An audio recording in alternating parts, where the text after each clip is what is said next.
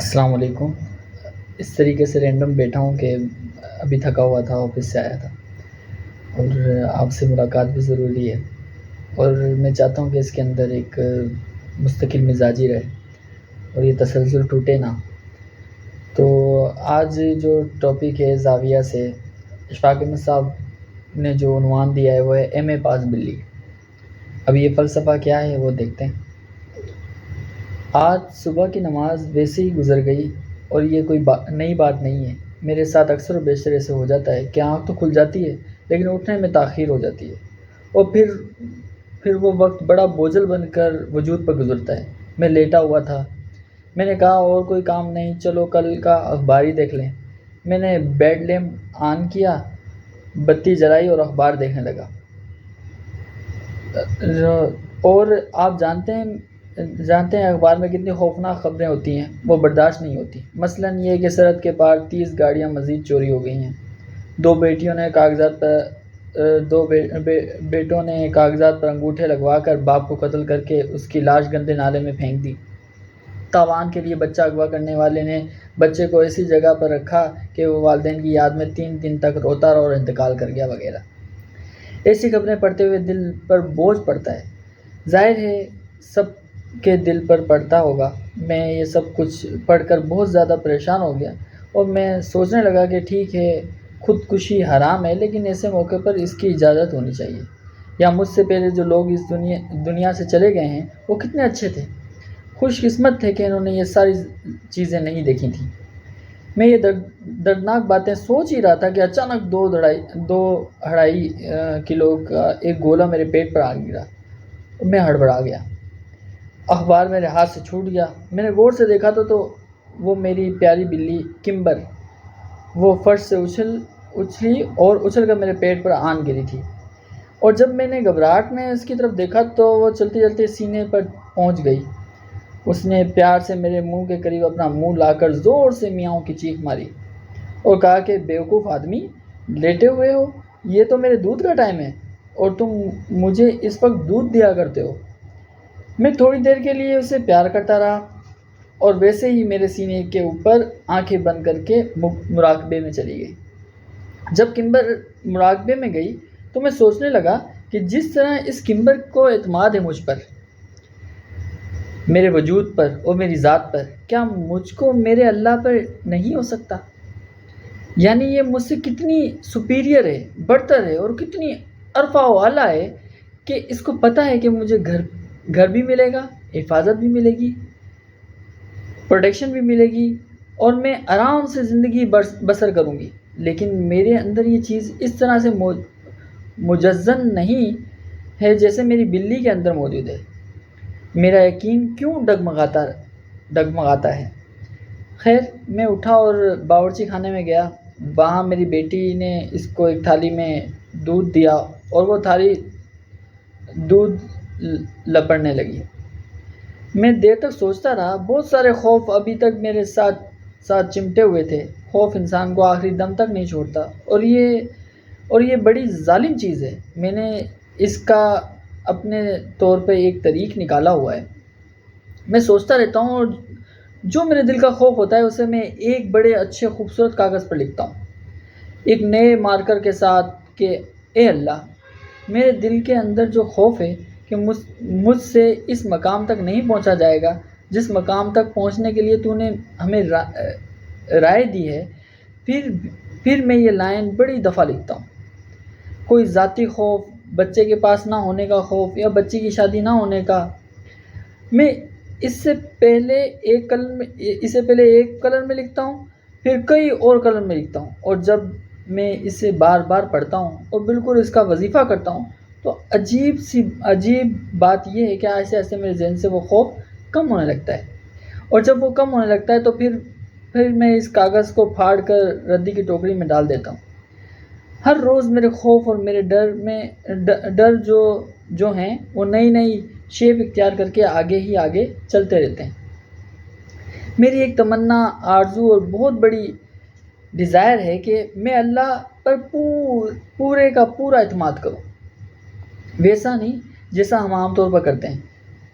اچھا جی، اللہ اللہ جو بھی کرائے ٹھیک ہے، اللہ نے جیسا چاہا جی انشاءاللہ ویسا ہی ہوگا، اللہ کو جو منظور ہوا وہی ہوگا۔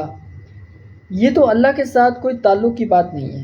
اللہ کے ساتھ تعلق تو ایسا ہونا چاہیے کہ آدمی اپنے کمرے کے اندر پلنگ کے بازو پر بیٹھا ہوا ہو، اس کے ساتھ ساتھ باتیں کر رہا ہو اور اپنی مشکلات بیان کر رہا ہو اپنی زبان میں، اپنے انداز میں، کہ اے خدا مجھے یہ مشکل درپیش ہے۔ اللہ کے ساتھ تعلق تو اس وقت ہوتا ہے جب آپ ایک بہت بڑے کھلے میدان میں، جہاں بچے کرکٹ کھیل رہے ہوں، اس کا کارنر یا کونے میں بینچ پر بیٹھے ہوئے ان کو دیکھ رہے ہیں اور اللہ کے ساتھ آپ کا تعلق چل رہا ہے۔ اتنا ہی وسیع جتنا بڑا میدان آپ کے سامنے ہے، اور اتنی ہی قربت کے ساتھ جتنا بچوں کا واسطہ اپنے کھیل سے، اللہ کے ساتھ تعلق تو ایسا ہوتا ہے۔ کبھی کبھی وقت نکال کر اللہ کے ساتھ کوئی نہ کوئی تعلق ضرور پیدا کرنا چاہیے، جیسے پالتو بلی کو گھر کے افراد کے ساتھ ہوتا ہے کہ میری ساری ذمہ داریاں انہوں نے اٹھائی ہوئی ہیں اور میں مزے سے زندگی بسر کر رہی ہوں۔ کبھی نہ کبھی تو ہمارا بھی دل چاہتا ہے کہ مزے سے زندگی بسر کرنے کا۔ ہم تو بس اس بات کے آرزومند ہوں گے کہ ہم بھی مزے کے ساتھ زندگی بسر کریں اور اپنے اللہ کے اوپر سارا بوجھ ڈال دیں۔ ہم تو بہت سارا بوجھ خود اپنے کندھے پہ اٹھائے رکھے ہوئے ہیں۔ ہم اتنے سیانے ہو جاتے ہیں، جیسے میں کئی دفعہ اپنے دل میں کہتا ہوں کہ نہیں، یہ تو میرے کرنے کا کام ہے، اسے میں اللہ کے حوالے نہیں کر سکتا، کیونکہ میں ہی اس کی باریکیوں کو سمجھتا ہوں اور میں نے ہی ابھی اسٹیٹسٹکس کا مضمون پاس کیا ہے اور یہ نیا علم ہے، اسے میں ہی جانتا ہوں۔ لیکن یہ قسمت والوں کا خاصہ ہوتا ہے کہ وہ اپنا سارا بوجھ اس اللہ کے حوالے کر دیتے ہیں اور اس کے ساتھ چلتے رہتے ہیں۔ ایک دفعہ ہمارے یہاں ایک نمائش ہوئی تھی، بڑی دیر کی بات ہے، میرا بچہ اس وقت بہت چھوٹا تھا۔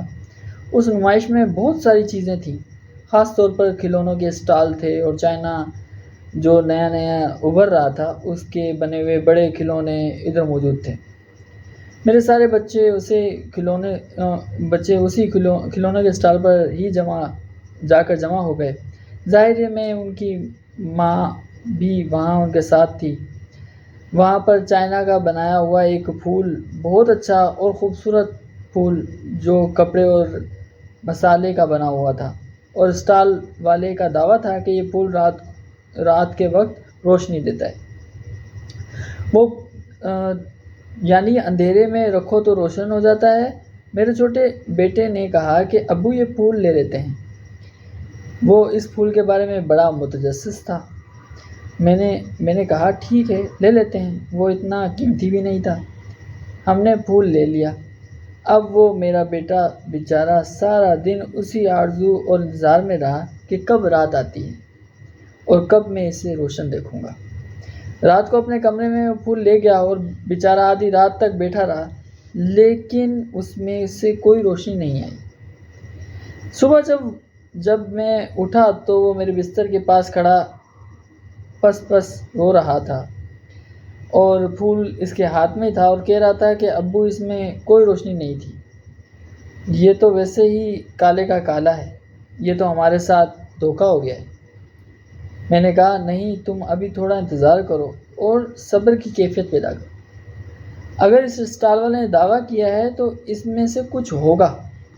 میں نے اس سے وہ پھول لے لیا اور اسے اپنے کوٹھے گھر کی چھت پر لے جا کر، وہاں کڑی دھوپ تھی، دھوپ میں جا کر رکھ دیا۔ مجھے پتا تھا کہ اس میں جون سا چمکنے والا مسالہ انہوں نے لگایا تھا، وہ جب تک سورج کی کرنیں جذب نہیں کرے گا اس وقت تک اس میں روشنی نہیں آئے گی۔ بالکل ویسے ہی جیسے گھڑیاں ہوتی ہیں کہ وہ دن کو روشنی میں رہتی تھیں تو رات کو پھر جگمگاتی تھیں۔ جب شام پڑی تو میں نے اپنے بیٹے سے کہا کہ اب تم اس پھول کو لے جاؤ۔ جب رات گہری اندھیری ہو گئی تو جیسا میں نے اسے بتایا تھا کہ اس کے اوپر کالا کپڑا رکھنا اور فلاں وقت میں اسے دیکھنا، میں نے اسے اسے اس انداز میں سمجھایا جیسے جادوگر کرتے ہیں۔ میں نے ایسے ہی کیا اور خوشی کا نعرہ اور چیخ ماری۔ اس کا سارا کمرہ جگمگ روشن جو ہو گیا تھا۔ اس نے اپنی ماں کو اور چھوٹے بھائیوں کو بلایا، وہ جگمگاتا ہوا پھول دکھانے لگا۔ ہمارے گھر میں ایک جشن کا سما ہو گیا۔ جب اس کی ماں اور اس کے بھائی اس کے کمرے میں بیٹھے ہوئے اس کے ساتھ باتیں کر رہے تھے تو میں اپنے بستر پہ لیٹا ہوا سوچ رہا تھا کہ کیا ایسا نہیں ہو سکتا کہ ہم بھی وہ روشنی جو اللہ خداوند تعالیٰ ہمیں عطا کرتا ہے اور جسے وہ بطور خاص نور کہتا ہے، اللہ نور السماوات والارض کہتا ہے، کیا ہم اس کو اپنی ذات میں نہیں سمجھ سکتے؟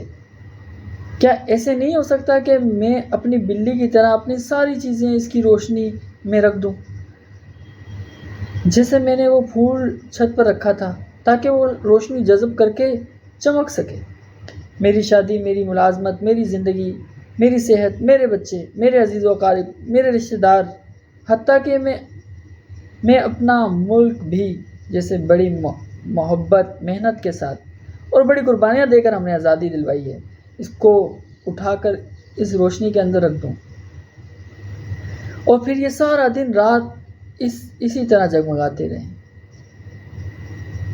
جیسے میرے بچے کا وہ پھول رات کو اندھیرے میں جگمگا رہا تھا۔ لیکن مجھے افسوس ہے کہ ہم کو ظلمات سے اتنا پیار ہو گیا ہے، کس وجہ سے ہوا ہے؟ میں یہ الزام آپ پر بھی نہیں لیتا۔ آپ کو خیر کیسے دے سکتا ہوں کہ اندھیرے سے اتنا پیار کیوں ہے؟